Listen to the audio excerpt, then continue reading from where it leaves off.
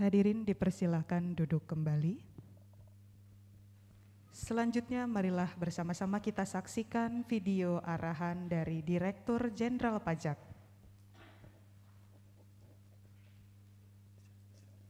Salam sejahtera bagi kita semua. Om Swastiastu, Namo Buddhaya, salam kebajikan. Kami ucapkan terima kasih kepada seluruh wajib pajak atas kontribusinya dalam penghimpunan penerimaan negara di sektor perpajakan. Untuk mewujudkan DJP bersih dari korupsi dan menjadi birokrasi bersih dan melayani, tolong Bapak dan Ibu bantu kami untuk tidak memberikan atau menjanjikan akan memberikan hadiah atau pemberian dalam bentuk apapun kepada seluruh pegawai Direktorat Jenderal Pajak terkait pelaksanaan pekerjaan dalam jabatannya. Seluruh pelayanan yang kami berikan tidak dipungut biaya.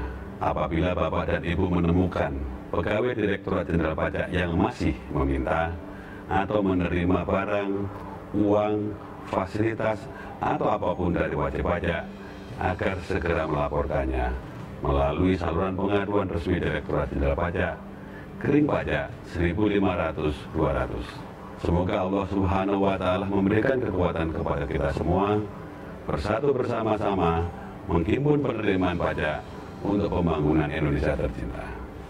Pajak kuat, Indonesia maju. Assalamualaikum warahmatullahi wabarakatuh.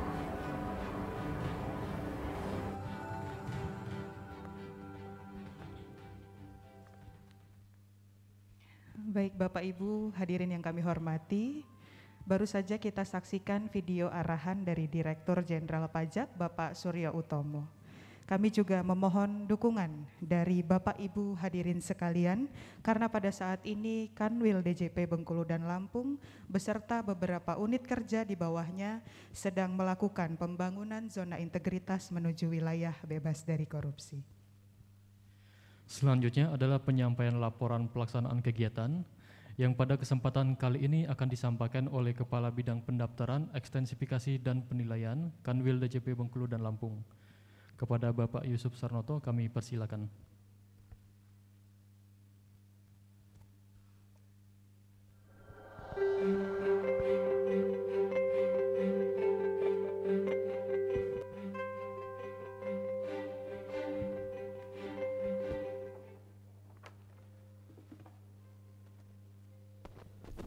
Assalamualaikum warahmatullahi wabarakatuh. Selamat pagi, salam sejahtera untuk kita semua. Om Swastiastu, Namo Buddhaya, salam kebajikan. Tabik pun. Yang saya hormati Bapak Kepala Kanwil Direktorat Jenderal Pajak Bengkulu dan Lampung.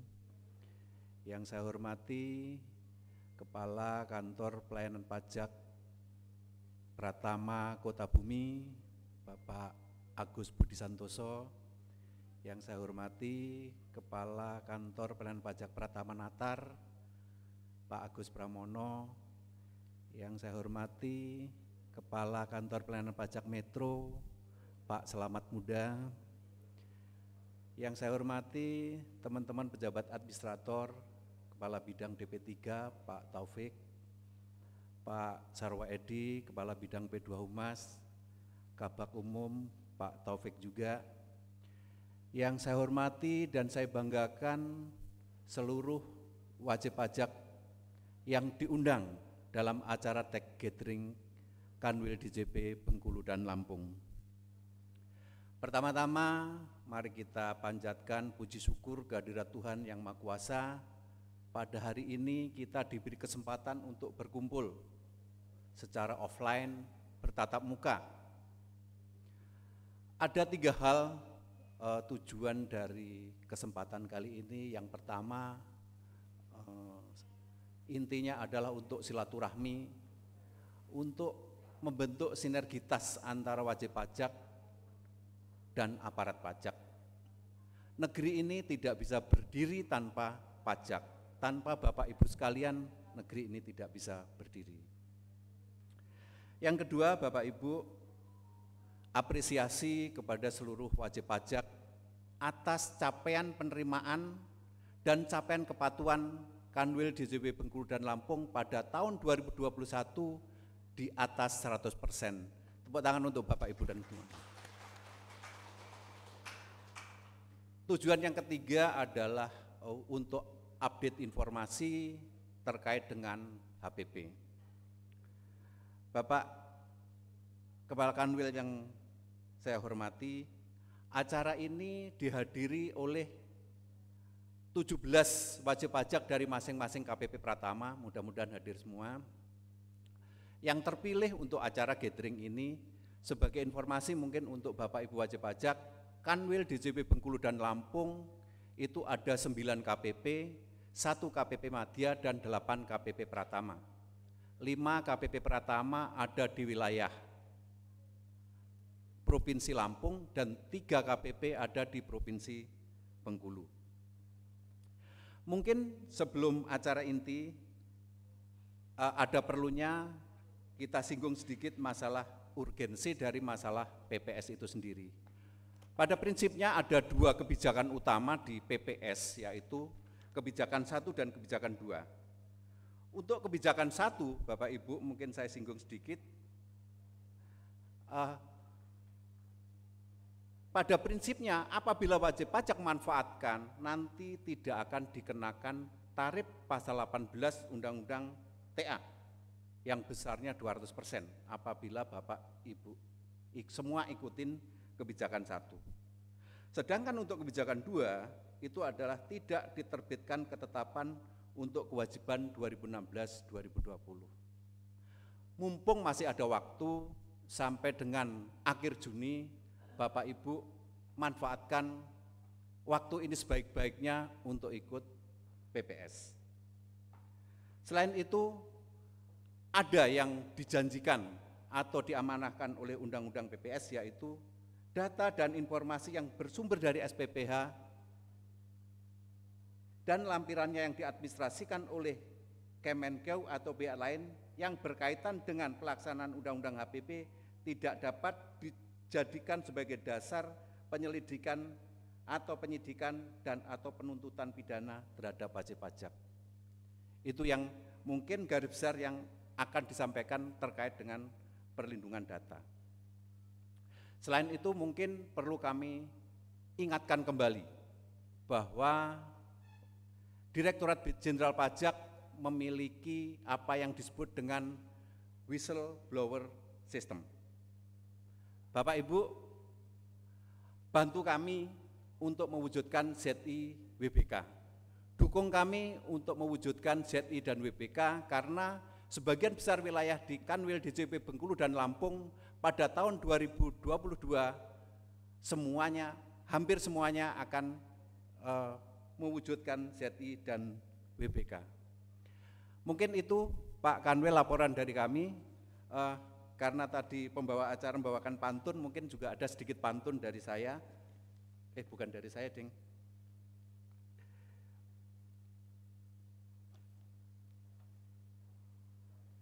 Naik pesawat diantar pilot. Cakepnya mana nih? Perginya ke kota Sorong. Caranya mudah, tidak usah repot. Ayo join PPS dong. Masih ada satu lagi. Buah mangga, buah pepaya diiris tipis jadi rujak. Ungkap hartamu, pilih tarifnya. Membangun negeri bersama pajak.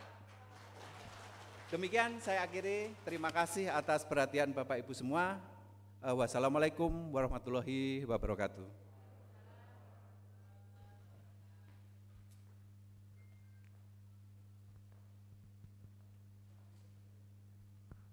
Baik, terima kasih Pak Yusuf Sarnoto atas penyampaian laporannya. Dan pantunnya juga ya Mas Yogi ya, luar biasa. Selanjutnya marilah kita dengarkan sambutan dari Kepala Kantor Wilayah DJP Bengkulu dan Lampung. Kepada yang terhormat Bapak Tribowo kami persilakan.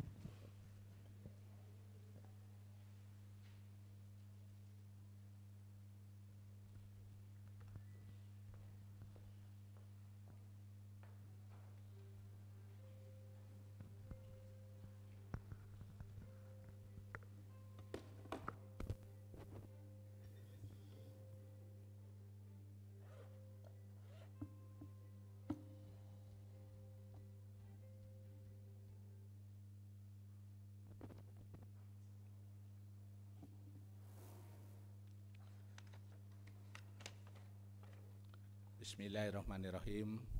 Assalamualaikum warahmatullahi wabarakatuh. Selamat pagi, salam sejahtera bagi kita semua. Om Swastiastu, Namo Buddhaya, salam kebajikan. Yang saya hormati Kepala KPP Pratama Metro, Bapak Slamet Muda, Kepala KPP Pratama Natar, Bapak Agus Pramono, Kepala KPP Pratama Kota Bumi, Bapak Agus Budi Santoso, pejabat administrator di lingkungan Kanwil DJP Bengkulu dan Lampung, dan yang saya banggakan para hadirin Bapak Ibu, saudara-saudari, direktur ataupun pimpinan wajib pajak yang berbahagia. Tabik pun,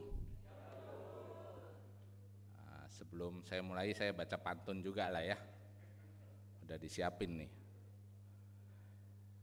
Dari Lampung Selatan hingga Kota Bumi, singgah di metro tuk membeli ubi. Senang rasanya bisa bersilaturahim bersama Bapak Ibu wajib pajak yang baik hati. Satu lagi ya. Beras ditanak menjadi nasi. Kopi berbuah harum berbunga. Terima kasih untuk terus berkontribusi. Peranan besar Anda adalah untuk bangsa dan negara. Bapak Ibu yang saya hormati ya. Pertama-tama marilah kita panjatkan puji syukur kehadirat Tuhan Yang Maha Esa, karena atas rahmat dan hidayahnya kita dapat bertemu dan berkumpul dalam acara tax gathering dan program pengungkapan sukarela di tahun 2022 ini di Provinsi Lampung ya. Jadi program ini program nasional ya, dilaksanakan di seluruh kanwil ya. Dan kebetulan kanwil kita ini membawahi 2 provinsi ya. Hari ini dan besok dilaksanakan di Lampung ini ya. Minggu depannya akan diadakan di Bengkulu. Bapak Ibu sekalian ya, kalau lah Anda mengetahui bahkan mungkin mengikutin ya, tax amnesty ya, maka banyak keluhan wajib pajak yang setelah mengikuti tax amnesty ternyata ada data di Direktorat Jenderal Pajak ya, dan itu diklarifikasi oleh aparat kita, petugas kita ya. Dan wajib pajak merasa bisa dikatakan keberatan ya, karena dikenakan tarif yang cukup tinggi ya.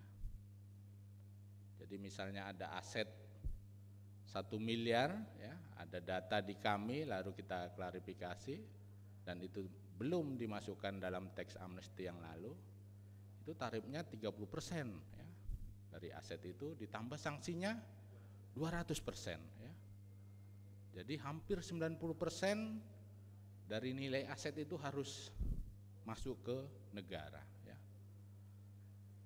Ini menjadi keberatan wajib pajak yang ada di Indonesia ya, dan ini akhirnya dikomunikasikan ya, dibahas ya, dan akhirnya muncullah undang-undang HPP ya, di mana sebagian isinya berkaitan dengan PPS ya. Jadi datangnya program pengungkapan sukarela ini karena mendengar keluhan dari wajib pajak, di mana aset yang selama ini tidak dilaporkan begitu diklarifikasi, dikonfirmasi ya, dan dikenakan pajaknya menjadi keberatan bagi wajib pajak karena nilainya 90% harus masuk ke negara ya. Maka dengan munculnya undang-undang HPP ini yang salah satunya adalah PPS materinya, itu sebenarnya mendengarkan dan mengakomodir keinginan wajib pajak.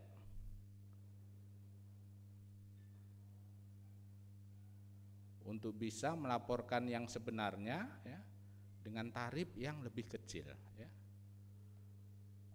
Nanti Bapak Ibu bisa dengarkan bagaimana tentang materi PPS nanti ya. Tarifnya sangat kecil ya. Jadi manfaatkanlah program ini ya, yang masanya 1 bulan lagi akan berakhir ya. Kalau tidak dimanfaatkan, maka kami akan melakukan apa yang seharusnya menjadi tugas kami, yaitu akan mengklarifikasi kembali ya, dan pasti tarifnya setelah PPS akan menjadi lebih besar ya. Oleh karena itu jangan sia-siakan ya.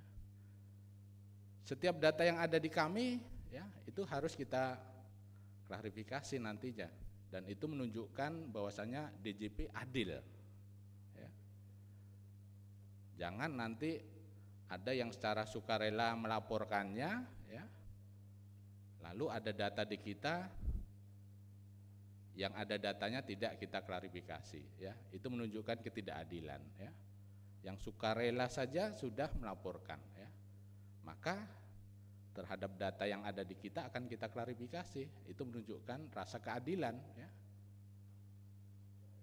Dan nanti kalau tarifnya menjadi lebih besar, ya itu konsekuensinya karena tidak memanfaatkan program PPS ini.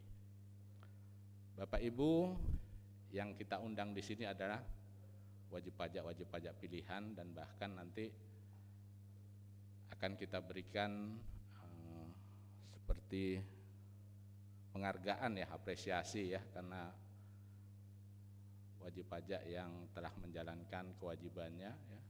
Tetapi sosialisasi ini bukan hanya sebatas untuk Bapak Ibu, kami ingin juga Bapak Ibu nanti mensosialisasikan ke wajib pajak yang lainnya, baik itu saudara ya, baik itu keluarga ataupun rekan bisnisnya, sehingga ini akan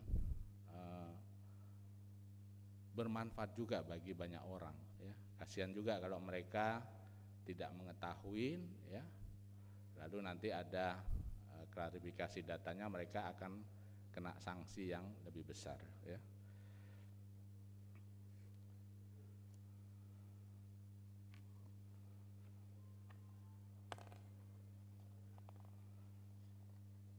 Jadi yang pertama tadi seperti yang disampaikan ya, acara ini merupakan ajang silaturahim ya, di mana dalam menyambung tali persaudaraan, persahabatan sehingga saling mengenal ya, sesuai dengan program DJP, yaitu Know Your Taxpayer ya. Jadi Bapak-bapak juga tahu, Bapak Ibu ya, mengetahui kepala kantornya ada di depan kita ini ya. Coba saya ingin tahu yang dari Kota Bumi, coba wajib pajaknya coba tunjuk tangan dulu. Kota Bumi, ya oke ya. Terima kasih ya, udah agak jauh datang ke sini ya. Lalu dari Natar, mana coba tunjuk tangan. Oke ya. Lalu dari Metro ini paling ya dekat juga lah ya. Oke, terima kasih Bapak Ibu sudah hadir ya. Jadi kalau ada permasalahan perlu konsultasi ya, silakan aja datang ke kantor kita ya. Bapak bisa menyampaikan kepada kasih, kita punya fungsional penyuluh ya. Jadi silakan manfaatkan itu ya. Kalau AR sekarang arahnya sudah melakukan pengawasan ya. Kalau konsultasinya tetap di penyuluh ya. Baik,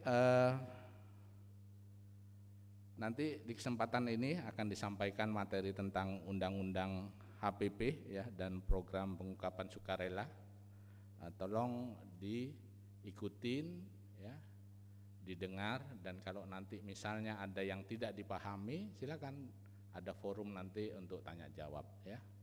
Dan kami berharap Bapak Ibu setelah mendengarkan nanti bisa ikut ya, dan bisa menyebarluaskan juga seperti yang saya sampaikan kepada teman-temannya, keluarganya, rekan bisnisnya ya. Perlu saya sampaikan ya kepada Bapak Ibu sebagai wajib pajak ya, penerimaan kita sampai dengan tanggal 31 Mei 2022 itu sebesar 3,5 triliun ya. Di mana target yang diamanahkan tahun ini sebesar 8,7 triliun ya. Mudah-mudahan di tahun 2022 ini kita bisa meraih dan mencapai target di atas 100% seperti tahun 2021 yang lalu. Selanjutnya kepatuhan SPT ya untuk Kanwil DJP Bengkulu dan Lampung sampai dengan tanggal 31 Mei ini ya, 31 Mei sebesar 406.105 SPT ya, atau sebesar 89,69% dari target yang diamanahkan ya. Mudah-mudahan ini juga tahun 2022 ini bisa tercapai bahkan di atas 100% ya. Target kami sampai dengan akhir Juni nanti sudah 100% ya, sehingga nanti sampai dengan Desember nanti tinggal penambahannya aja. Mudah-mudahan bisa sampai 110% ya. Dan ini menunjukkan kepatuhan dari wajib pajak ya, dalam bentuk kepatuhan formal masih ya, kepatuhan formal. Kami berharap juga sebenarnya dalam mengisi SPT itu kita berharap selain kepatuhan formal, kepatuhan materialnya ya. Jadi isilah SPT dengan jelas, benar dan lengkap ya, sesuai dengan keadaan yang sebenarnya ya. Oleh karena itu kalau sudah diisi sesuai dengan keadaan yang sebenarnya, maka dari materi ya sudah menunjukkan kepatuhannya ya. Dan itu bisa diketahui memang saat dilakukan pemeriksaan ya. Oleh karena itu saudara-saudara, Bapak Ibu nggak usah takut ya. Kalau udah menyampaikan SPT tepat waktu ya, lalu materinya juga benar, nanti setelah diperiksa pun karena sudah benar pasti tidak akan keluar ketetapan kurang bayar ya. Yang ada paling SKPN ya, nihil ya. Baik, ini saya sampaikan berkaitan dengan undang-undang HPP ya, di mana asas-asas dari undang-undang HPP itu adalah keadilan ya. Ini tadi yang saya sampaikan, keadilan tadi ya. Ini kita terapkan untuk semua wajib pajak. Kalau ada data masuk di kita ya, baik itu wajib pajak, pengusaha ya, PNS ya, itu kita tindak lanjutin ya. Jadi bukan hanya pengusaha saja ya, yang PNS juga ya, dengan membandingkan LHKPN karena ada kewajiban dari PNS untuk memasukkan dan melaporkan hartanya di LHKPN ya, maka nanti akan kita komparasi dengan SPT-nya ya. Jadi nanti ada juga orang pajak ya, dipanggil orang pajak ya. Dan nggak ada bedanya ya. Nggak ada bedanya mentang-mentang dia orang pajak terus tarifnya kecil gitu, nggak boleh ya. Nah itu makanya ada azas keadilan, harus sama. Lalu azas berikutnya kesederhanaan ya, efisiensi, kepastian hukum, kemanfaatan dan kepentingan nasional ya. Tujuan Undang-Undang Nomor 7 Tahun 2021 ya, yang pertama adalah meningkatkan pertumbuhan dan mendukung percepatan pemulihan perekonomian. Yang kedua, mengoptimalkan penerimaan negara. Yang ketiga, mewujudkan sistem perpajakan yang berkeadilan dan berkepastian hukum. Yang keempat, melaksanakan reformasi administrasi. kebijakan perpajakan yang konsolidatif dan perluasan basis pajak. Yang terakhir adalah meningkatkan kepatuhan sukarela wajib pajak. Bapak Ibu, perlu diketahui ya, ruang lingkup dan pemberlakuan Undang-Undang HPP, di mana perubahan Undang-Undang PPH berlaku tahun pajak 2022 ya. Lalu perubahan Undang-Undang PPN berlaku mulai 1 April 2022 ya. Ini yang berkaitan dengan tarif PPN, di mana tarifnya dari 10% menjadi 11% ya. Lalu perubahan Undang-Undang KUP berlaku mulai tanggal diundangkan. Lalu program pengungkapan sukarela berlaku 1 Januari sampai dengan 30 Juni ya. Ini tinggal waktunya 1 bulan lagi. Dan pajak karbon mulai berlaku 1 April 2022. Lalu perubahan Undang-Undang Cukai berlaku mulai tanggal diundangkan ya. Bapak Ibu, saya perlu menyampaikan lebih banyak lagi tentang program PPS ini,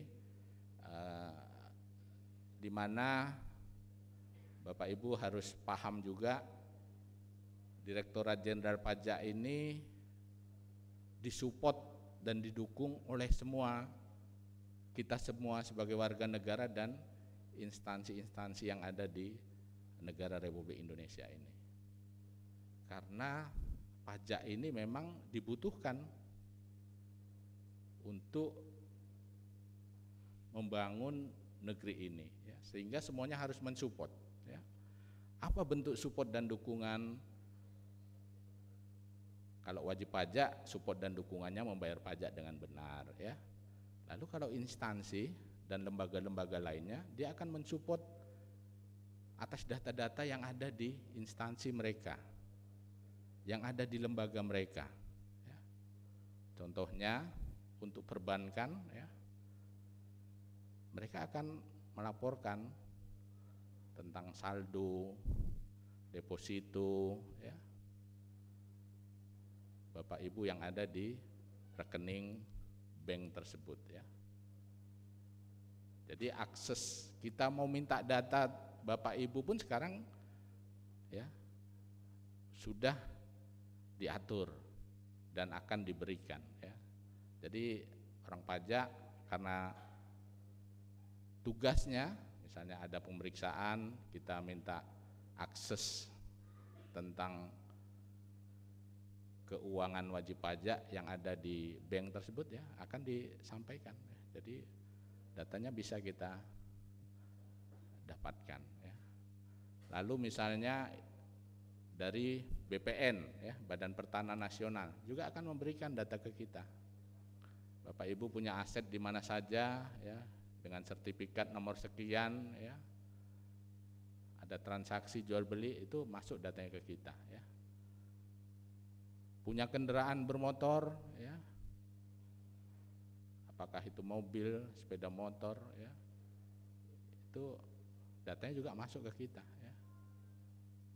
Jadi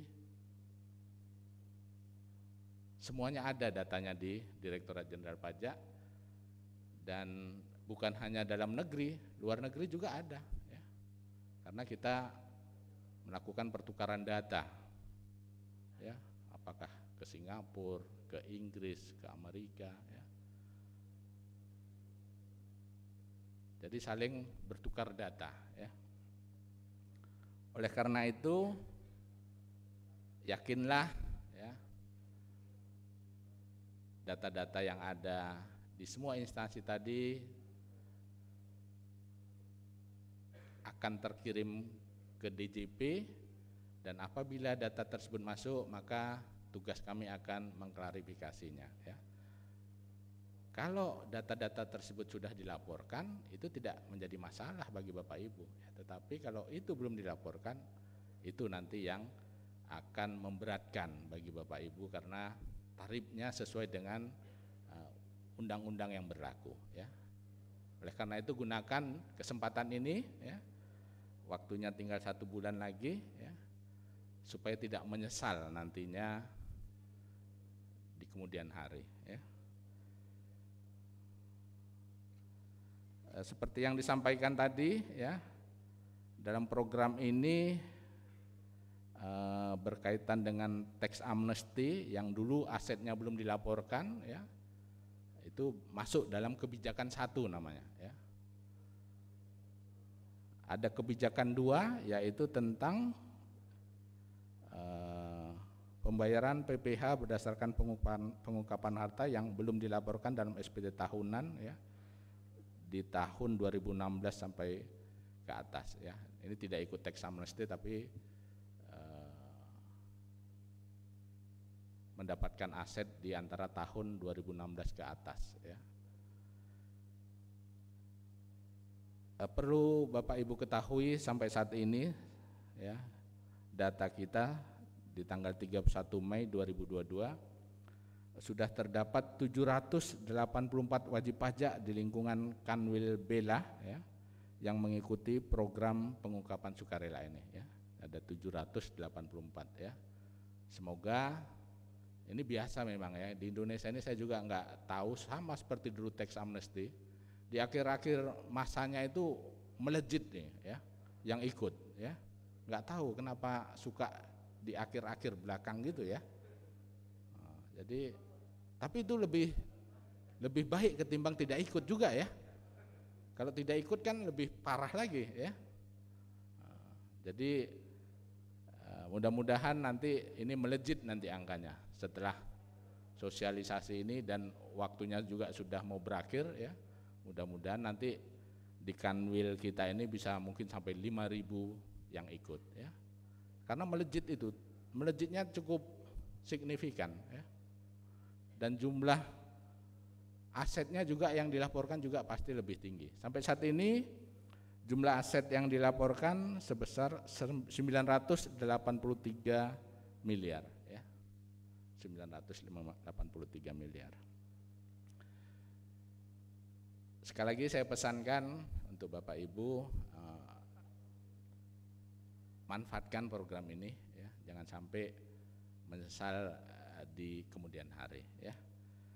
Mungkin itu aja yang perlu saya sampaikan ya. Saya juga punya pantun penutup ini ya. Mendaki gunung mencari es, lewati semak pohon berduri. Marilah bersama ikuti program PPS supaya tidak sesal di kemudian hari.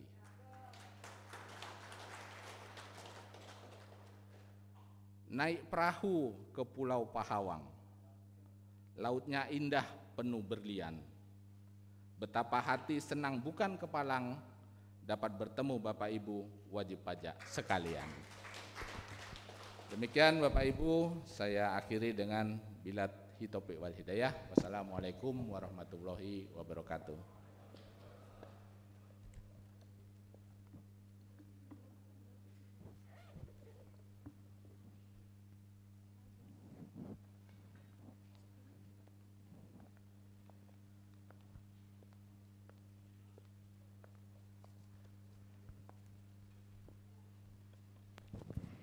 Terima kasih banyak kepada Bapak Tribowo atas sambutan yang telah disampaikan. Baik, tadi Pak Tri udah menyampaikan pantunnya, ada 4 ya Pak? Boleh. Ini kami masih ada stok pantun loh Pak. Baik, lempar Mas, boleh Mas. Jalan-jalan ke Kota Liwa. Cakep. Melihat gadis menari tepak.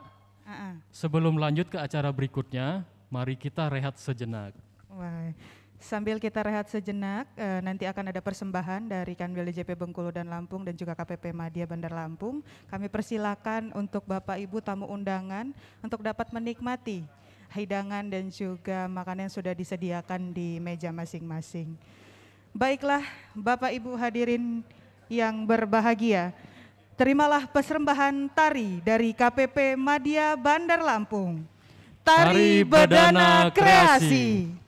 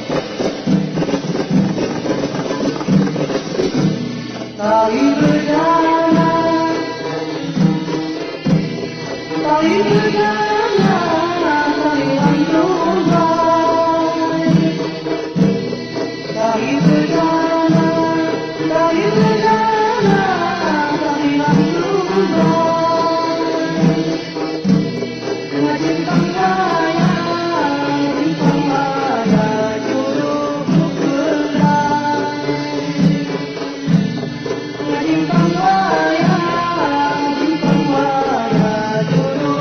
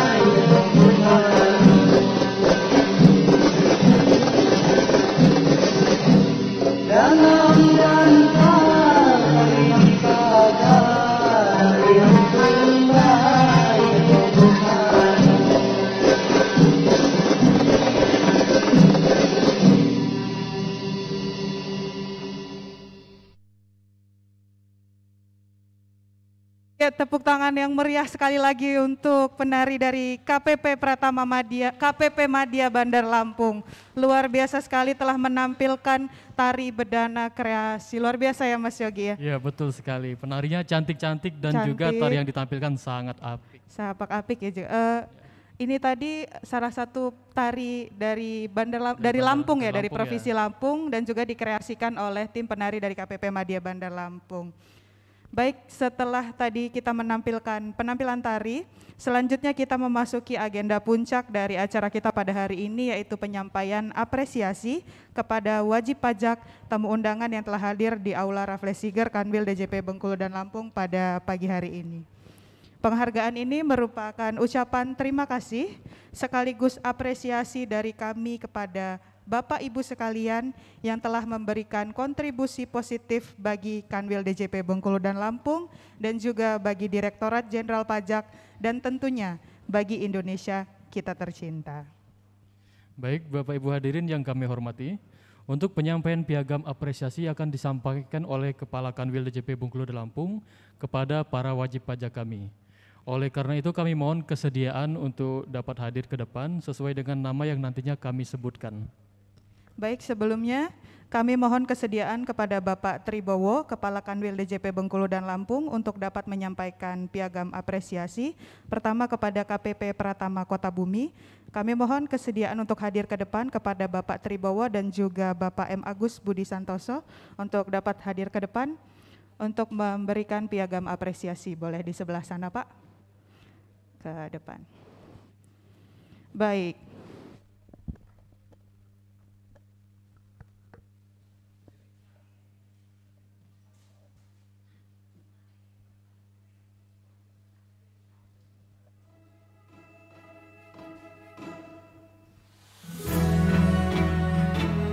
Yang pertama, untuk wajib pajak KPP Pratama Kota Bumi, kami mohon kesediaannya untuk dapat hadir ke depan kepada PT Pos Indonesia,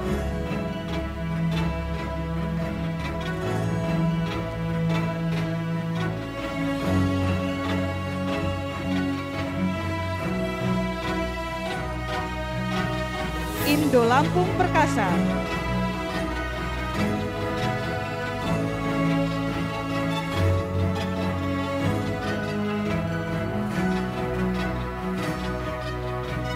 Darul Hadi,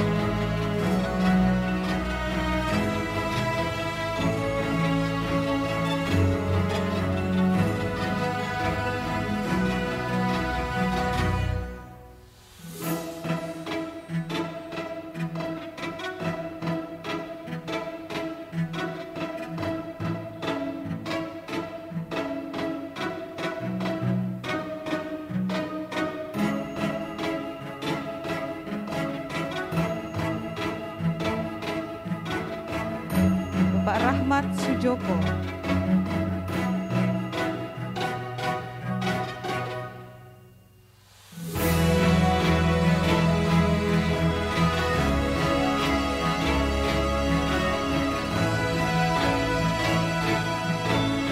berikutnya Bapak Sued,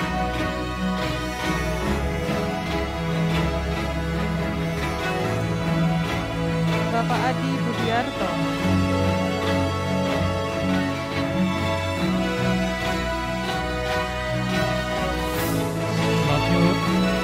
Ridwan Amir.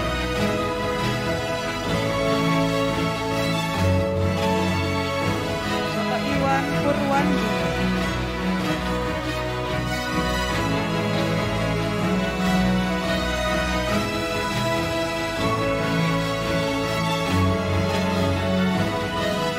Bapak Agus Haryanto.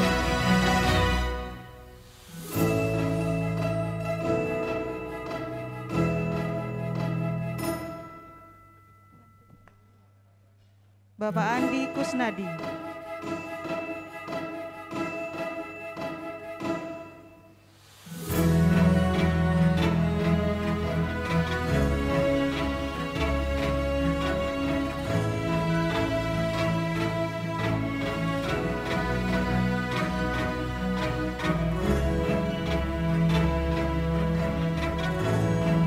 Berikan tepuk tangan yang meriah untuk wajib pajak KPP Pratama Kota Bumi. Baik, kami berikutnya akan ada foto bersama. Kami mohon kesediaannya kepada Bapak Sarwa Edi dan juga Bapak M. Taufik Agus Susilo untuk mengambil foto bersama.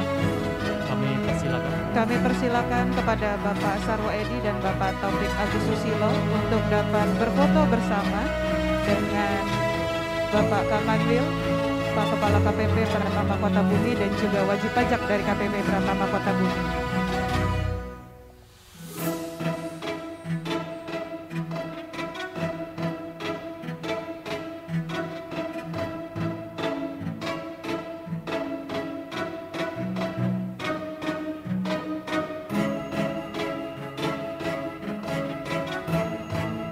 Selanjutnya boleh sambil ditunjukkan piagamnya Bapak Ibu dan juga salam satu bahu.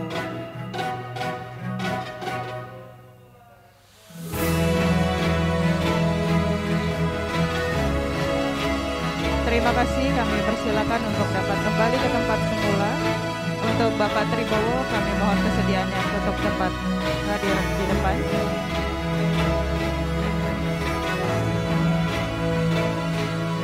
Selanjutnya kami mohon kesediaan kepada Kepala KPP Pratama Metro, kepada Bapak Selamat Muda untuk dapat hadir ke depan mendampingi Bapak Tribowo untuk menyerahkan piagam apresiasi kepada wajib KPP Pratama Metro.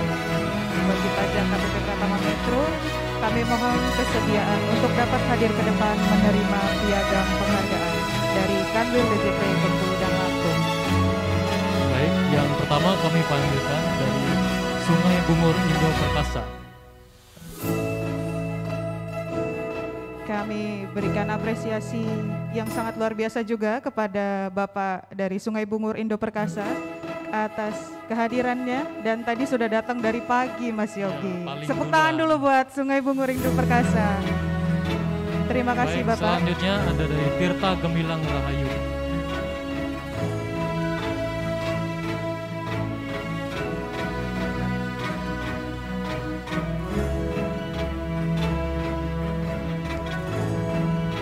Jaya Sena.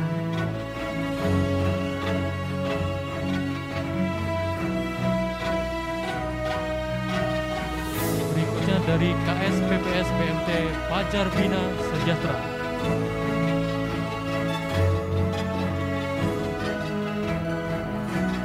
Tegar Mandiri.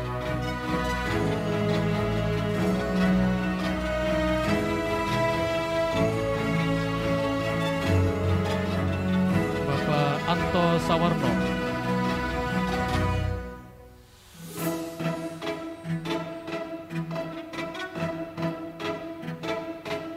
Hermawan Susanto.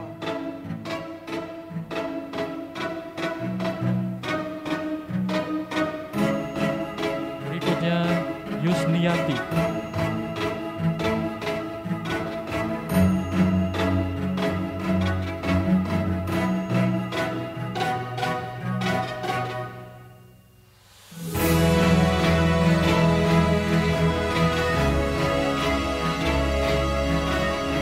Yudi Astoto.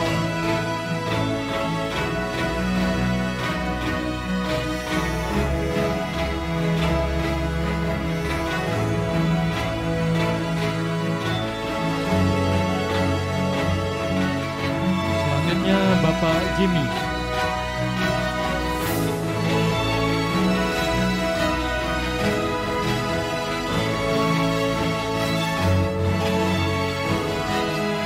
Selanjutnya Ibu Lili Suryani.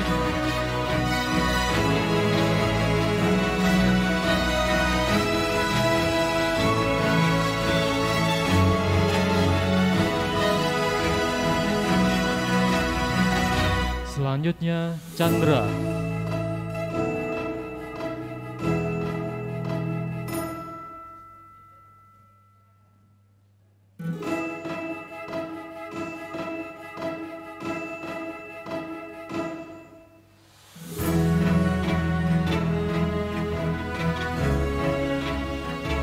Selanjutnya Bapak Suryanto.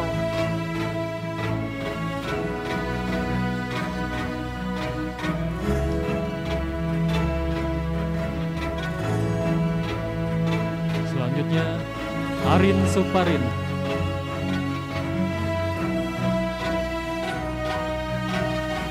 Dan yang terakhir Imelia Christine.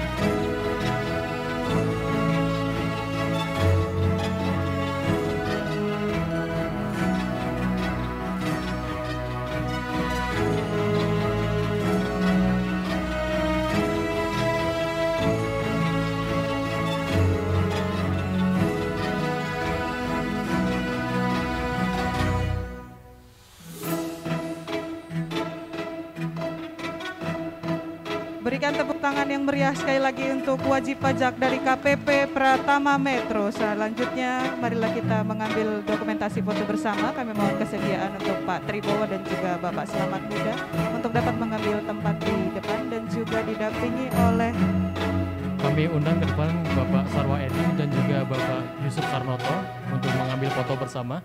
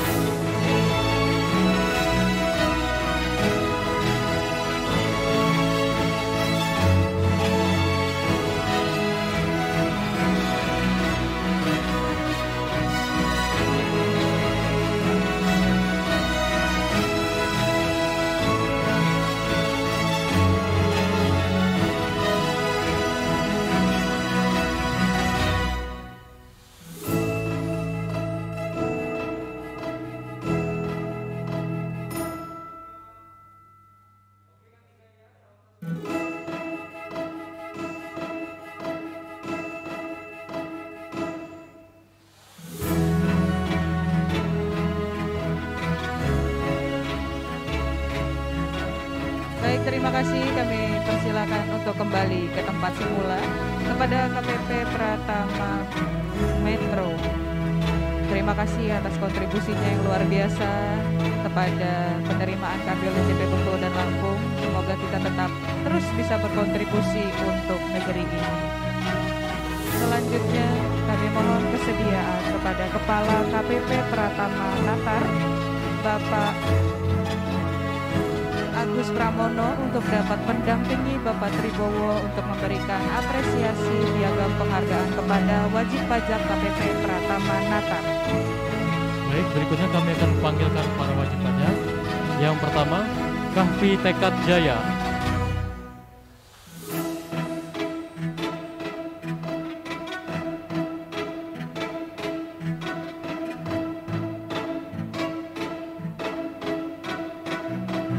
Suryamas Kayu Karet Jaya.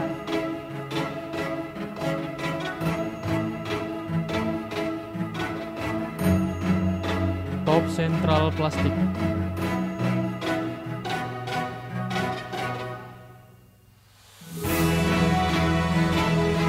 Budi Setia Bakti.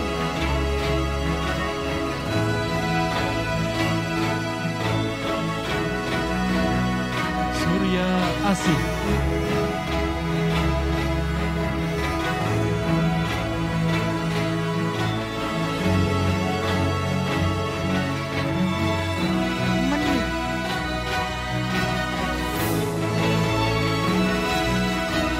Selanjutnya Bapak Beni Mursalim.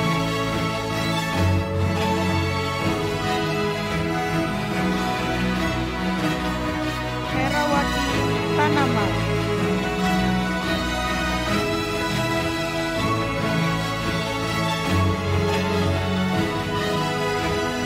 Eki Setianto.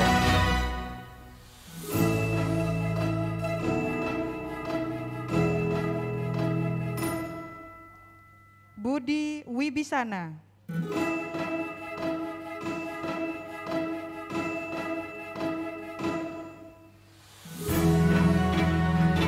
Mustafa Halim.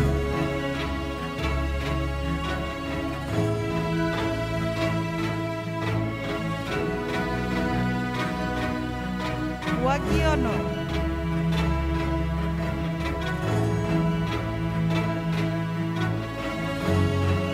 Muhiksan Adinugraha.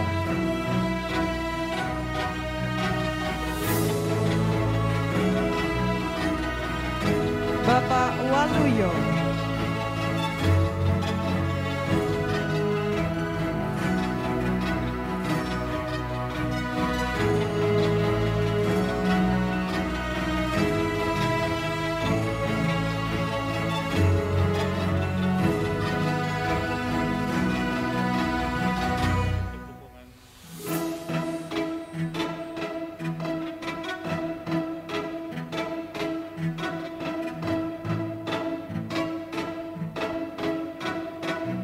Tepuk tangan yang meriah untuk wajib pajak dari KPP Pratama Natar. Kami mohon kesediaannya untuk dapat hadir ke depan kepada Bapak Sarwo Edi dan juga Bapak Taufik Widiantoro untuk dapat mengambil foto bersama.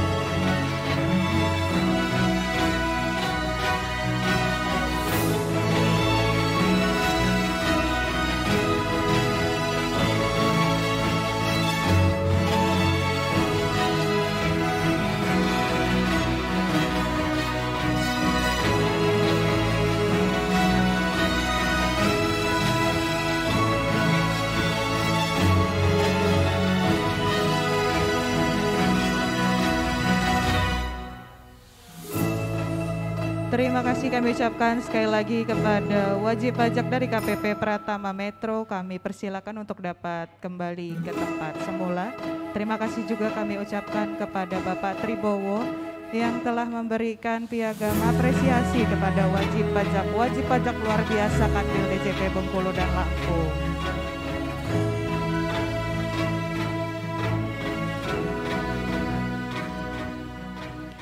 Apresiasi setinggi-tingginya sekali lagi kami sampaikan kepada Bapak Ibu tamu undangan sekalian atas kontribusinya kepada penerimaan pajak di tahun 2021 dan juga kepatuhan di tahun 2021.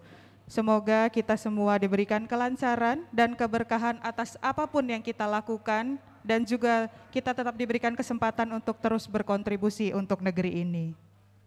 Baik, selanjutnya kita akan foto bersama dengan seluruh peserta yang hadir. Kami mohon kesediaan Bapak Ibu untuk berdiri. Kita akan mengambil foto bersama dari depan. Ya, kami mohon kesediaan Bapak Ibu untuk dapat berdiri di tempat masing-masing. Nanti fotonya dari depan ya Mas Yogi ya.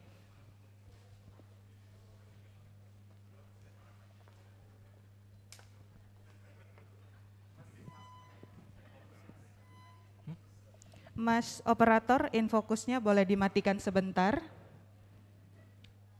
Baik, ini foto bersama kita adalah dalam rangka dukungan kepada Kanwil DJP Bengkulu dan Lampung untuk menuju zona integritas menuju wilayah bebas dari korupsi. Ya.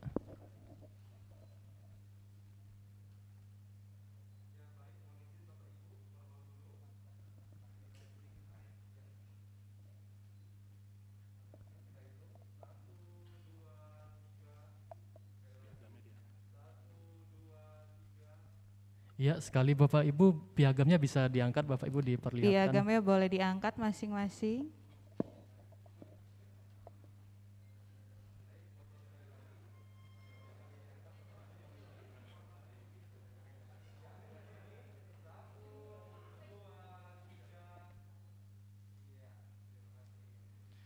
Iya, terima kasih Bapak Ibu, kami persilakan untuk duduk kembali. Ya, terima kasih juga atas dukungan selama ini untuk mendukung Kanwil DJP Bengkulu dan Lampung untuk dalam rangka zona integritas menuju wilayah bebas korupsi. Betul, jadi seluruh Kanwil DJP Bengkulu dan Lampung dan seluruh unit kerja di bawahnya sudah berkomitmen untuk memberikan pelayanan yang terbaik untuk Bapak Ibu. Apabila Bapak Ibu memiliki unek-unek atau misalkan ada yang perlu dikonsultasikan atau perlu informasi lebih lanjut, kami persilahkan. Kami buka selebar-lebarnya Bapak Ibu untuk dapat menghubungi KPP baik tempat terdaftar maupun KPP terdekat dari tempat Bapak Ibu sekalian. Apabila ada pengaduan dan juga ada yang perlu disampaikan, kita juga telah membuka layanan pengaduan yang bisa dihubungi oleh Bapak Ibu sekalian apabila ada penyalahgunaan yang dilakukan oleh pegawai di lingkungan Kanwil DJP Bengkulu dan Lampung. Baik, Bapak Ibu hadirin yang kami hormati. Kami mengucapkan terima kasih sekali lagi atas kehadirannya kepada Bapak Tribowo. Kami sangat senang sekali apabila Bapak dapat mengikuti acara ini sampai dengan selesai. Namun dikarenakan agenda selanjutnya yang akan dihadiri oleh Bapak Tribowo, oleh karena itu kami mohon kepada Bapak Ibu hadirin undangan, Bapak Tribowo akan meninggalkan ruangan.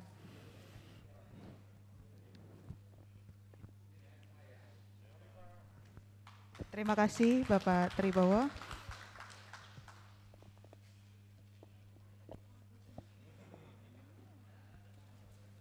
Baik Bapak Ibu dan juga para undangan yang telah hadir. Selanjutnya adalah penyampaian sedikit materi mengenai program pengungkapan sukarela atau PPS yang saat ini sedang digalakan oleh Direktorat Jenderal Pajak. Materi ini akan disampaikan oleh fungsional penyuluh pajak Kanwil DJP Bengkulu dan Lampung.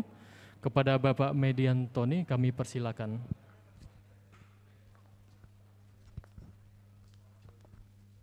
Oke, terima kasih MC. Assalamualaikum warahmatullahi wabarakatuh.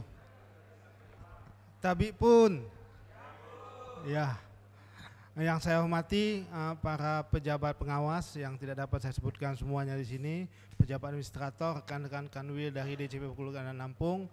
Kemudian tidak lupa wajib pajak yang saya kasihi.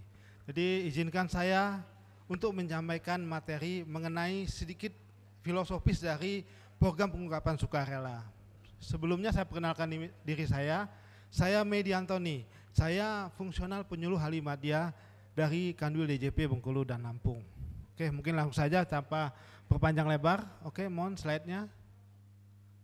Oke, next. Nah ini sebelum kita masuk ke PPS, mungkin saya hanya mengingatkan sedikit mengenai mekanisme perpajakan di Indonesia ya. Jadi mekanisme perpajakan di Indonesia ini disebut sebagai mekanisme self assessment. Jadi self assessment itu di mana wajib pajak memperhitungkan sendiri wajib pajak yang terhutang, kemudian metode melaporkannya ke KPP tempat ia terdaftar.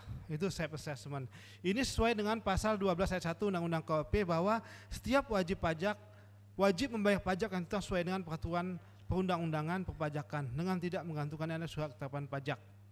Itu isinya seperti itu. Jadi wajib pajak itu secara mandiri kita harapkan dapat menghitung kemudian memperhitungkan. Menghitung itu misalnya berapa penghasilan saya. Dari penghasilan saya memperhitungkan berapa kena tarif berapa.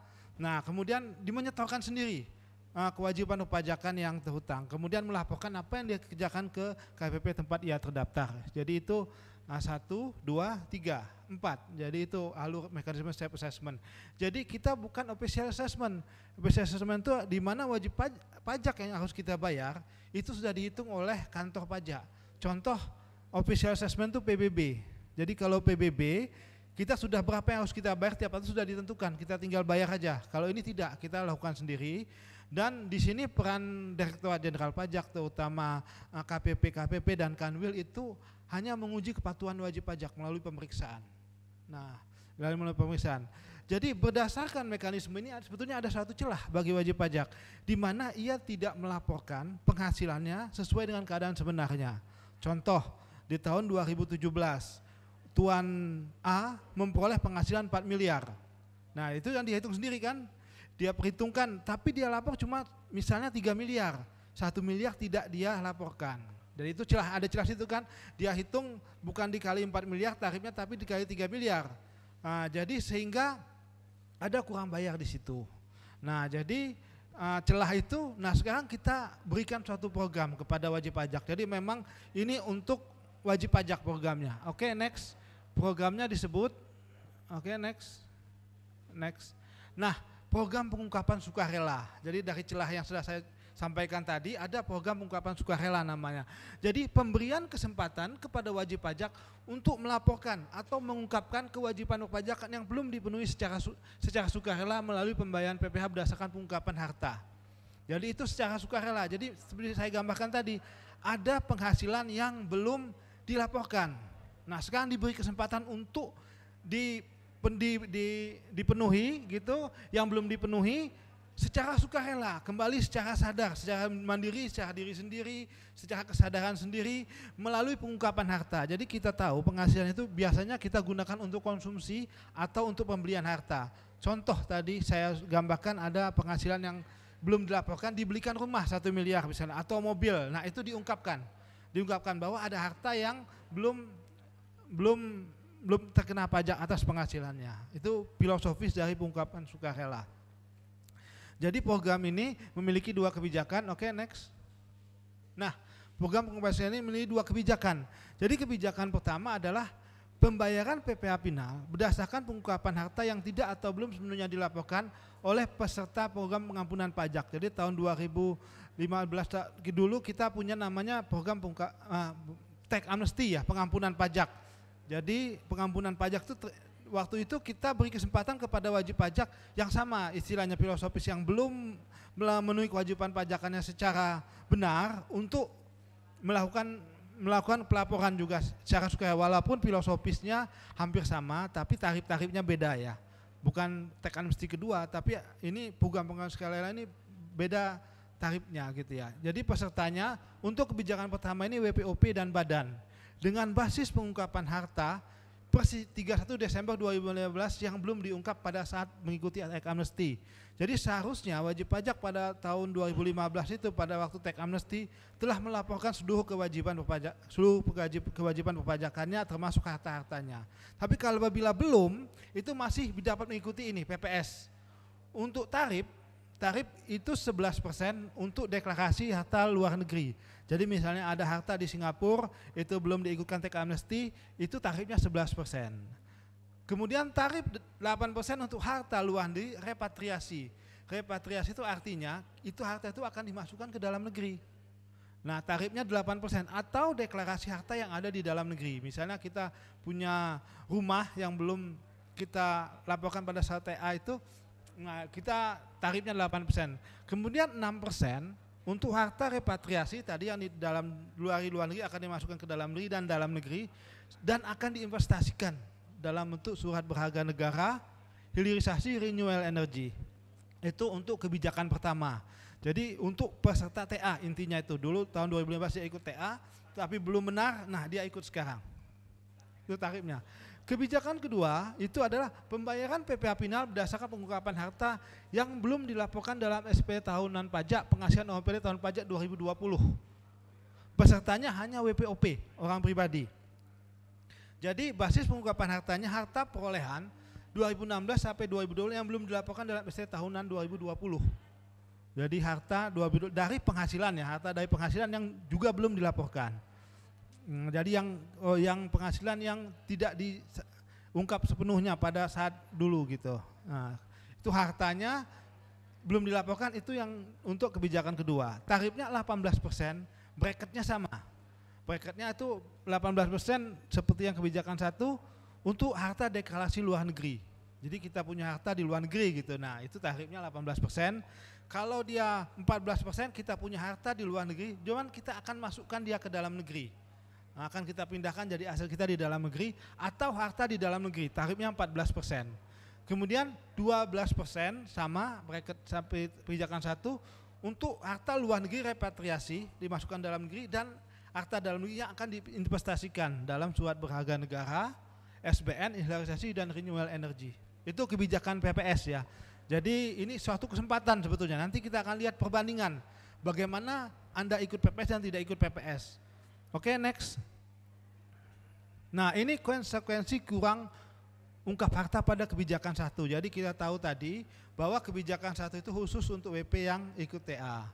Tapi belum benar TA-nya, tax amnestinya. Bagaimana konsekuensinya apabila dia tidak ikut dalam PPS ini? Jadi sudah disinggung oleh Kak Kanwil tadi ya, dia katanya itu 30% untuk orang pribadi dan tambah denda. Jadi apabila kemudian DJP menemukan harta itu ya, harta yang kurang atau belum diungkap saat TA, itu akan dikalikan tarif PP 36 2017 dikali harta baru ditambah sanksi undang-undang TA. Jadi tarifnya itu kalau untuk PPh finalnya, kalau badan dia 25%, kalau OP 30%, kalau WP tertentu 12,5%. Sanksinya ditambah sanksi 200%, pasal 18 ayat 3 Undang-Undang TA. Nanti kita lihat perhitungannya. Jadi sangat besar ya. Kalau orang pribadi yang dulu ikut TA sampai saat PPS belum juga dilaporkan bisa sampai 90%. Itu jadi memang suatu kesempatan yang harus dilakukan oleh wajib pajak yang dapat mengikuti program PPS untuk kebijakan 1 ini. Karena apalagi ini waktunya sudah sangat mepet. Per 30 Juni 2002 ini dia sudah berakhir. Ternyata setelah itu ditemukan, nah bisa kacau wajib pajak ya. Sanksinya sangat berat. Oke, selanjutnya bagaimana untuk kebijakan 2, next. Nah, kebijakan 2 yang apabila peserta PPS kebijakan 2 masih terdapat harta 2016 yang tidak diungkap dalam surat pemberitahuan pengungkapan harta SPPH. Bagaimana konsekuensinya? DJP menemukan harta itu setelah PPS, misalnya kita lakukan pemeriksaan atau lain sebagainya, karena ada data ya, data pemicunya, yang belum diungkap dikali 30% harta baru, dikali sanksi KUP. Jadi dikenakan PPh pindah dari harta bersih tambahan dengan tarif 30%. Pasal 11 ayat 2 Undang-Undang HPP. Aset yang dikurang ungkap dikenakan sanksi bunga per bulan ditambah aplikator 15%, sanksi ketetapan pajak kurang bayar. Pasal 13 ayat 2 Undang-Undang KUP. Itu jadi sangat berat. Dia dikali tarif 30%, ditambah bunga lagi. Bunganya itu sekarang kalau itu selama 24 bulan, dia karena dia mengacu pada ketetapan Menteri Keuangan, dia sekitar sebulan itu ada yang 0,9, kadang-kadang ada yang 1% untuk sebulannya. Jadi oke, next. Nah, bagaimana cara penghitungannya? Cara penghitungan mudah. Untuk kebijakan 1 itu tarif dikali nilai harta bersih. Jadi kita punya harta yang belum kita ungkap pada waktu TA, kita laporkan di PPS ini. Nah, tarifnya tadi ada 3 bracket. Ada 3 bracket. Jadi tarif dikali harta bersih, itu saja, mudah, sederhana. Untuk nilai harta bersih itu harta dikurang utang sesuai Undang-Undang TA. Jadi utang atas harta tersebut. Jadi WP orang pribadi paling banyak 50% dari harta untuk utangnya. Kalau WP badan 75% dari harta. Apabila dalam bentuk palas menggunakan kurs KMK pada akhir tahun pajak berakhir. Secara perhitungannya. Oke, next. Nah, cara hitung kebijakan 2 sama. Dikali tarif kali nilai harta bersih pada intinya sama. Cuma nanti harta bersih itu harta dikurang pokok utang. Nah, cuman nanti ada sedikit perbedaan di cara penghitungan penilaian harta itu. Cuma nanti kita bahas secara lebih rinci mungkin di lain waktu ya. Oke, next. Next. Nah, apakah manfaatnya? Ini juga sudah disampaikan oleh Pak Kakanwil ya. Manfaatnya adanya perlindungan data sama dari kebijakan 1 dan kebijakan 2. Jadi data informasi yang bersumber dari SPPH dan lampirannya yang diadministrasikan oleh Kemenku atau pihak lain yang berkaitan dengan Undang-Undang APP tidak dapat dijadikan dasar penyelidikan atau penuntutan terhadap wajib pajak. Itu memang sifat ini ya, sifat pajak ya. Jadi misalnya data laporkan gitu ya. Nah, data itu tidak dapat digunakan untuk hal-hal yang berkaitan dengan tindak pidana gitu. Kita memang kalau pajak kalau sudah sudah dibayar, itu asal usulnya intinya itu tidak akan ditelusuri apa dari mana gitu, tidak ya. Jadi oke, next. Nah ini contoh penghitungan, contoh kebijakan 1 ya. Contoh kebijakan 1 penghitungannya, perbandingan atau apabila wajib pajak ikut PPS dan tidak ikut PPS. Jadi tadi ada misalnya Tuan Jaka, dia pernah ikut amnesti pajak. Harta per 31 Desember 2015 itu dia punya rumah dalam negeri senilai 2 miliar. Ini dia tidak dilaporkan pada saat teks amnesti 2 miliar. Jadi kalau dia ikut PPS tarifnya tadi 8%. 8% itu kali 2 miliar, hanya dia bayar 160 juta. Dari rumah yang tidak dilaporkan tadi itu ikut PPS yang pada saat teks amnesti tidak dilaporkan. Bagaimana kalau dia tidak ikut PPS, ditemukan Direktorat Jenderal Pajak harta itu. Tadi kita sampaikan dia tarifnya 30% dikali 2 miliar sama dengan 600 juta ya. Ditambah sanksi 200%, 600 juta dikali 1,2 miliar, 1,8 miliar. Jadi dari 2 miliar itu pajaknya dia harus stop pajak 1,8 miliar, sangat besar kan? Nah bila dibandingkan dengan dia ikut PPS 160 juta. Oke, itu contoh kebijakan 1. Jadi memang betul-betul sangat bersaing. Jadi kita harapkan wajib pajak yang memang pada saat teks amnesti masih ada harta benda yang belum dilaporkan, yang masih belum diungkap, itu dapat ikutkan PPS dengan tarif yang sangat bersaing, di mana hal ini akan sangat menguntungkan wajib pajak. Kalau tidak nanti ya siap-siap, mungkin dia punya hukum atau segala macam berusaha untuk tidak membayar 1,8 miliar pastinya kan.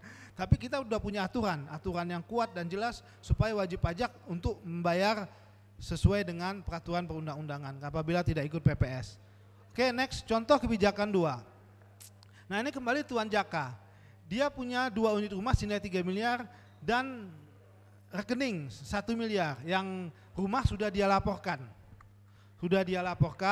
Yang belum dilaporkan ini ada nilai penghasilan sebesar 1 miliar. Tadi saya sudah contoh di muka, dia ada penghasilan yang seharusnya dia misalnya 4 miliar, dia cuma lapor 3 miliar. Jadi ada 1 miliar yang belum dilaporkan. Kalau dia ikut PPS, dia kena apabila berinvestasi tarifnya 12%.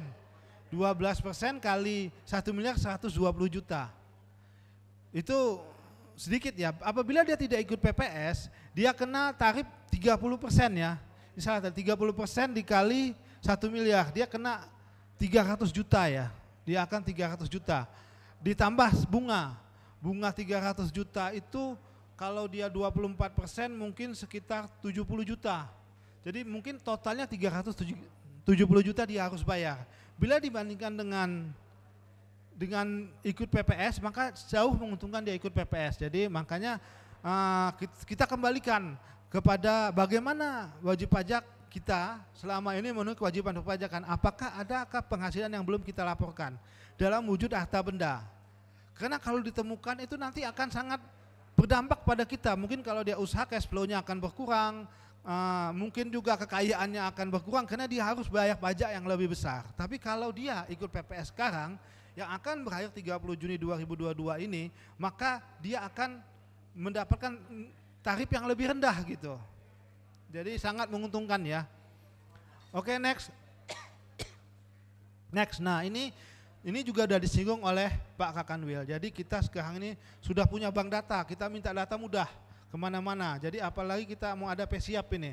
Nanti PSIAP itu data dari semua instansi pemerintah akan masuk ke kita. Tanpa kita minta, mungkin secara otomatis. Kalau di tingkat internasional itu namanya EAOI, jadi Automatic Exchange of Organization. Ini adalah gabungan negara-negara di dunia yang mempunyai kesepakatan apabila ada warga negaranya di negara dia akan langsung melaporkan kekayaan orang itu. Contoh warga negara Indonesia ada di misalnya Malaysia. Malaysia ikut persekutuan ini EAOI, Automatic Exchange Organization. Nanti Malaysia secara otomatis warga negara Indonesia itu akan disampaikan tanpa diminta harta kekayaan orang Indonesia yang ada di Malaysia tadi. Itu untuk luar negeri ya. Jadi kalau untuk dalam negeri kita sudah punya hak akses kemana-mana. Jadi percuma kalau wajib pajak mau menyembunyikan harta benda. Jadi nah kalau kemarin itu ada dapat surat cinta email atau surat menyatakan yaitu trigger ya, walaupun memang belum tentu betul. Nah itu bersumber dari sana bahwa Anda punya harta ini gitu yang belum Anda laporkan dalam SPT, himbauan untuk mengukupin PPS. Walaupun sebenarnya data itu bukan ya suatu kebenaran mutlak gitu ya. Nah, karena mungkin saja wajib pajak masih ada lagi harta yang masih belum diungkap gitu. Nah, kalau seperti itu kalau memang atas penghasilannya dulu itu belum dilaporkan, saya himbau untuk ikut PPS supaya tidak lebih besar kena pajak. Nah, jadi itu nanti akan lebih sedikit kan. Jadi ini, nah ini sekarang sedang dalam pengolahan. Jadi data yang telah diverifikasi dalam SPT sini 7 triliun dari 6.055 WP. Nah itu salah satunya yang kita kirim ke wajib pajak itu. Jadi ini mengenai data di Direktorat Jenderal Pajak. Oke, next. Next. Nah bagaimana pelaporan? Pelaporan itu kita lakukan secara online. Jadi nanti wajib pajak yang ikut PPS, nah dia bisa langsung buka website online. Nah nanti ikut PPS di situ. Kalau dia nggak bisa kita melalui helpdesk. Kita bisa minta bantu untuk di helpdesk. Tapi karena ini sifatnya rahasia, jadi tetap nanti webdesk itu cuma memberitahu bagaimana cara untuk melakukan pelaporan secara online. Wajib pajak sendiri yang lebih baik melakukannya. Kecuali kalau dia memang nggak masalah gitu datanya diketahui oleh petugas helpdesk ya. Karena ini sifatnya rahasia. Mungkin orang nggak mau tahu orang pihak lain apa sih harta bendanya gitu kan. Nah online nanti dia dapat surat keterangan. Nah saat ini kita punya helpdesk di depan. Jadi nanti kalau masih kurang penjelasan di sini atau kurang setelah kita diskusi, nah silakan nanti tanya-tanya secara lebih detail, misalnya syarat-syarat, kemudian cara pelaporannya lebih rinci itu ada di depan. Kita buka helpdesk di depan ruangan ini ya, helpdesk PPS. Oke, next. Next. Nah, laporan SPT pasca PPS. Jadi setelah PPS kita melaporkan SPT kan. Jadi untuk badan harta bersih menjadi tambahan saldo ditahan. Nanti kita lihat di SPT-nya harta utang SPPH sebagai harta utang baru sesuai dengan tanggal SK dalam SPT tahun 2022. Harta SPPH tidak dapat disukkan atau diamortisasi untuk kepentingan perpajakan. Oke, next. Nah, ini seperti ini lebih kurang. Nah, ini SPT rumah tahun perolehan 2022, harga perolehan 1 miliar, ketegangan di Jakarta ikut PPS. Nah, jadi kemudian saham itu PPS, nah SBN PPS, nah uang tunai kondisi yang saat itu ya. Kalau ini yang sudah kita laporkan yang di bawah, mobil Fortuner. Jadi gitu pelaporan di SPT-nya.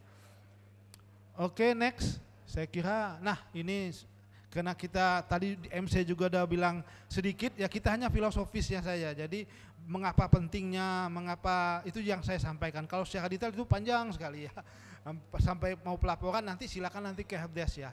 Jadi kalau masih bingung, butuh informasi lebih lanjut, oke, next. Nah kita buka helpdesk PPS.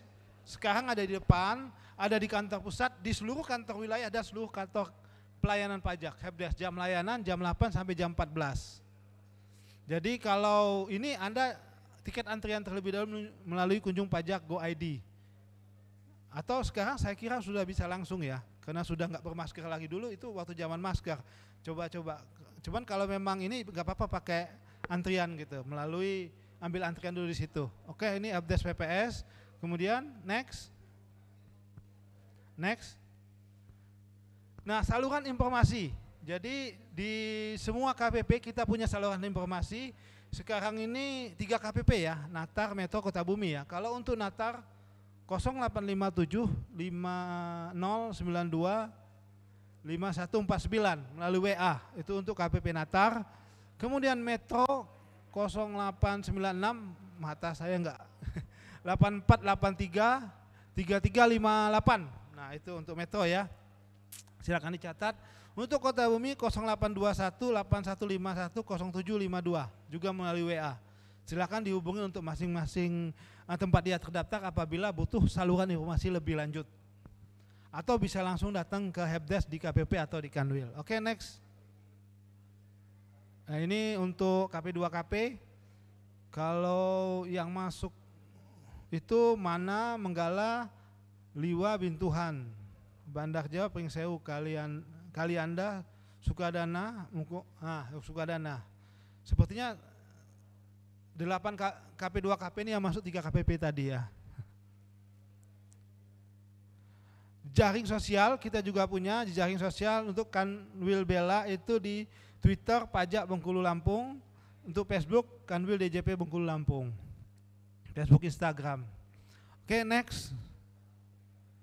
Nah, di Kanwil DJP Bengkulu Lampung kita juga ada kelas pajak online untuk PPS setiap hari Senin jam 10. Daftar dulu di SID PPSBA, itu pendaftarannya. Jadi daftar, nanti kita tentukan tanggalnya, dari pendaftar itu kita akan lakukan sosialisasi. Kita layani walaupun cuma ada satu. Karena pernah waktu itu yang daftar cuma 1 PT ya. Kita jadi ditanya detail terus ya, karena cuma 1. Ya kita jelasin sedikit, dia nanya detail, ya kita jawab semua semampunya ya. Karena walaupun bagaimanapun kalau sudah sampai keterapan itu ya memang kita harus harus ini ya, agak susah juga ya. Nah, jadi tetap kita layani gitu. Kita layani, jadi waktu itu yang nanya 2 orang malah kalau nggak salah, yang jawab 3. Jadi penyuluh ikut semua. Ya karena yang ininya satu orang saja yang daftar 1 PT. Oke, next. Mungkin itu.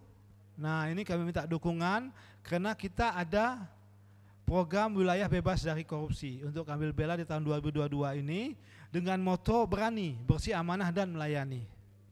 Oke. Saya rasa next, cukup sekian. Nah, Pajak Kuat Indonesia Maju. Jadi saya akhiri, mungkin tak ada diskusi atau tidak. Kalau diskusi nanti kita silakan. Kalau bisa saya jawab, saya langsung jawab. Kalau mungkin saya minta bantu teman-teman juga sama penyuluh. Oke. Saya akhiri, wali taufiq wal hidayah. Wassalamualaikum warahmatullahi wabarakatuh. Waalaikumsalam. Kami persilakan Bapak Ibu apabila ada yang ingin ditanyakan. Dan kami informasikan kepada Bapak Ibu bahwa ini bulan terakhir ya Pak ya? Bulan terakhir ya. Terakhir dari PPS. Jadi sudah saya gambarkan tadi, memang untuk tarif sangat bersaing gitu. Sangat bersaing, kalau nggak ikut nanti, itu malah akan yang rugi wajib pajak. Karena yang dibayar lebih besar, apalagi sekarang Direktorat Jenderal Pajak sudah punya jaring-jaring untuk mengumpulkan data wajib pajak, baik di dalam negeri bahkan di luar negeri. Tadi sudah saya sampaikan ada automatic chain of organization, kemudian kemudahan dalam memperoleh data, apalagi Direktorat Jenderal Pajak sedang melakukan PESIAP. Nah, jadi ini memang terutama sistemnya akan dibenahi nasional. Nah, nanti kalau kira-kira setelah itu dapat data-data tersebut, yang rugi wajib pajak karena sangat besar dendanya. Jadi himbauan saya segera ikutkan PPS. Nah, tarifnya bersaing. Nah, hidup kita juga jadi nyaman. Hidup kita juga jadi nyaman, kita tidak takut diiming-imingi kita akan nanti membayar pajak yang lebih besar. Mungkin silakan kalau ada pertanyaan.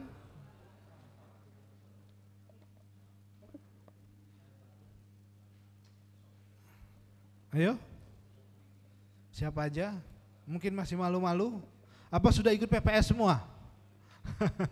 Mudah-mudahan sudah ikut PPS semua. Tadi Pak Kanwil menyampaikan ada 700 berapa? 764 yang telah ikut PPS. Iya, dari sebelah sana ada Pak pertanyaan. Okay. Boleh disebutkan nama dan dari mananya, baru pertanyaannya Bapak, silakan. Iya. Selamat siang Pak.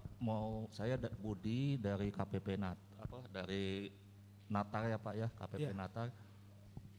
Saya mau nanya, kalau misalnya saya di 2016 ada beli rumah sama developer, itu pembayarannya cash bertahap. Nah, baru di tahun ini terjadi AJB. Jadi saya bayar pajak BPHTB dan itunya mungkin. Nah, saya mau nanya, kalau itu hitungan dimasukin di SPT-nya, perolehannya di 2022 apa di 2016? Oh gitu ya, jadi rumahnya itu bertahap ya, tapi bukan kredit Pak ya? Bukan. Cash bertahap ya, iya. Berapa kali sama wajib pajak lain ya? Iya. Nah, jadi setahu saya kalau kita beli rumah, kalau belum lunas itu di notarisnya keluar akte jual beli ya, bukan akte sih, perjanjian jual beli ya, PJB ya. Betul. PPJB kan? Iya, PPJB. Jadi itu belum lunas ya. Belum lunas. Nanti kalau setelah dia lunas, baru dikeluar AJB kan? Betul. Nah, baru kita bayar BPHTB sama PPH final ya. Iya. Nah, PPH final itu pengakuan perolehannya kapan ya? Itu mungkin pertanyaannya Pak ya? Betul. Nah, kalau dari definisi awal tadi itu harta yang belum dilaporkan di tahun 2020 Pak. Jadi saya kira sih kita ambil di akhirnya aja. Jadi kan PPS kebijakan 2 itu ikut jadinya Pak ya. Kebijakan 2 yang belum dilaporkan di SP tahun 2020. Jadi di pelunasnya di tahun berapa tadi? Di 2021 Pak. Oh 2021 ya? Ya kan jadi setelah lunas baru diajakan RJB tahun ini Pak. RJB Oh gitu. Bulan kemarin. Jadi saya pikir ini opini saya Pak ya, nggak Iya, tahu. iya, Makanya oke. saya nanya seharusnya karena saya bayar BPHTB-nya di 2022 itu Iya. tahun perolehannya 2022 supaya pencatatannya nggak kacau gitu Pak. Oh gitu. Tapi sampai tahun 2020 sudah ada ini ya, sudah ada pembayaran mungkin sekitar berapa persen gitu, 70-60% gitu ya? Sudah. Nah, sudah. Nah, sekarang saya kira gini Pak. Jadi ya memang ini kasuistis ya. Kita kembali namanya kalau begini kan opini ya. Kalau dari definisinya belum dilaporkan tahun 2020 kan. Jadi kalau tahun 2020 kalau sudah ada pembayaran, kita ambil harga perolehan sampai tahun 2020 saja Pak. 31 Desember 2020. Tapi nanti ada bukti dari BPN bahwa saya ada bayar BPHTB, nanti gimana Pak hitungannya? Gimana maksudnya? Nanti bisa kita ikutkan yang senilai itu saja Pak. Jadi Karena maksudnya supaya nggak kacau, saya juga Iya. kan nggak ini, maksudnya tetap saya masukinnya di 2022 karena kan begitu lunas baru terjadi jual beli. oh gitu. Iya dong. Jadi maksudnya supaya Oke.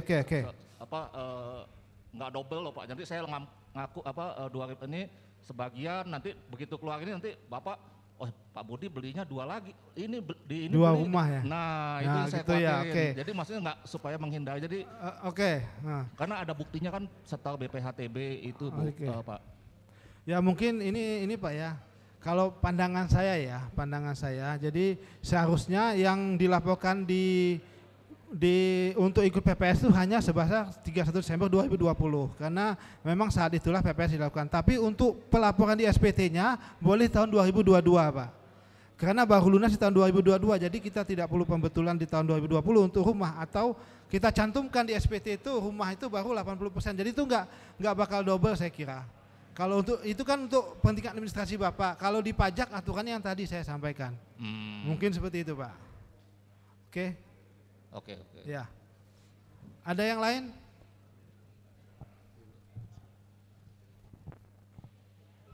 Ya mudah-mudahan tadi Pak, siapa maaf tadi dari KPP Natar ya, ikut PPS. Pak Budi Pak. Mensukseskan PPS artinya nanti untuk tadi. Oke, masih ada yang lain?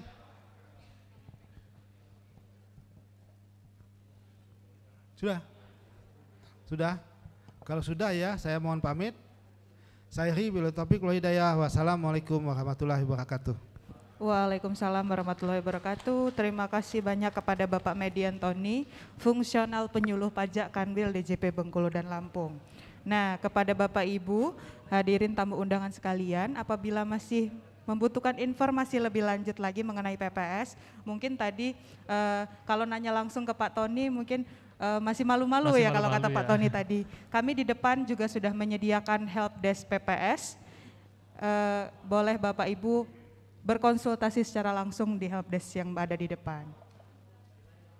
Baik, dengan berakhirnya penyampaian materi tadi, maka berakhir pula acara kita pada hari ini. Namun sebelumnya kami mohon kesediaan Bapak Ibu hadirin sekalian untuk berdiri sejenak, kita bersama-sama menyanyikan lagu Bagimu Negeri. Hadirin dimohon berdiri.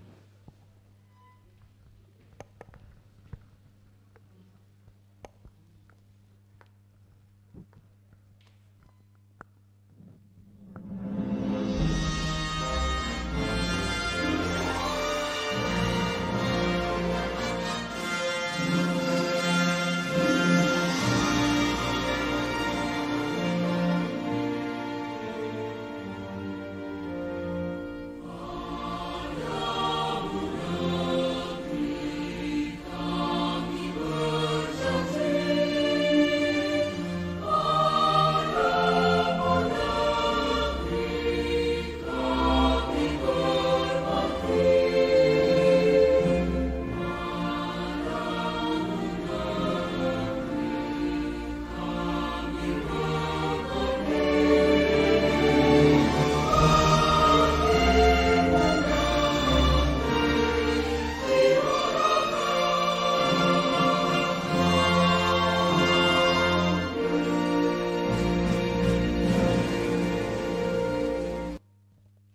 Terima kasih, dipersilakan duduk kembali Bapak Ibu.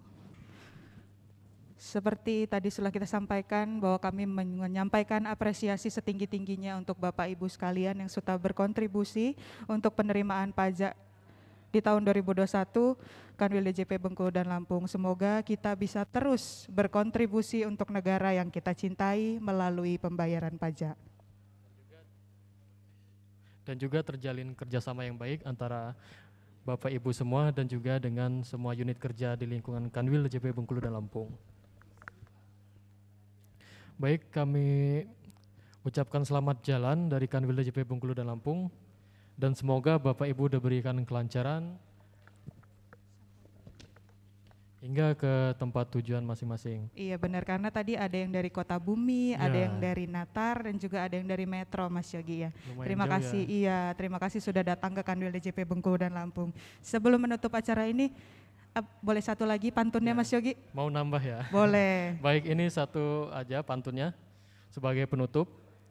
Jalan-jalan ke pantai panjang. Cakep.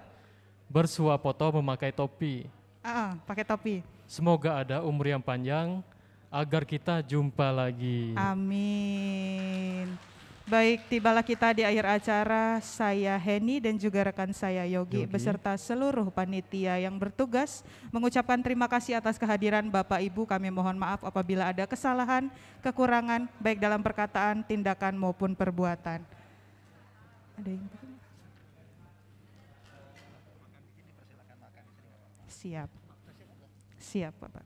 Baik, terima kasih sekali lagi atas kehadiran, perhatian, dan kerjasamanya. Kami informasikan bahwa sudah disiapkan makan siang di belakang ya? Ya, yang berada di selasar ruangan ini, nanti Bapak Ibu bisa dibawa atau dimakan di sini juga. Di sini boleh sambil kita ngobrol-ngobrol ya. Ngobrol. Di sini juga kan ada Kepala KPP Pratama Natar, Kota Bumi, dan juga Metro. Sekalian ngobrol-ngobrol sama WP-nya ya Mas ya. PPS ya pastinya. Betul. Sekali lagi terima kasih, kita akhiri acara kita pada siang hari ini. Sekali lagi terima kasih, selamat siang. Assalamualaikum warahmatullahi wabarakatuh. Selamat siang, salam sejahtera untuk kita semua. Om Swastiastu, Namo Buddhaya, salam kebajikan.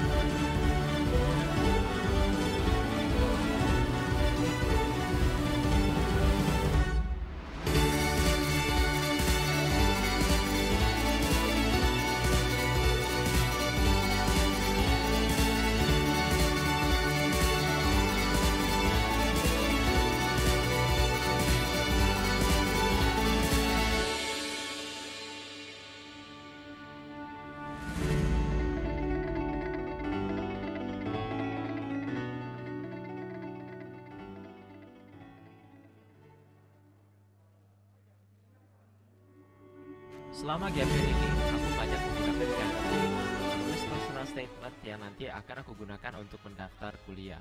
Grammarly juga cocok bagi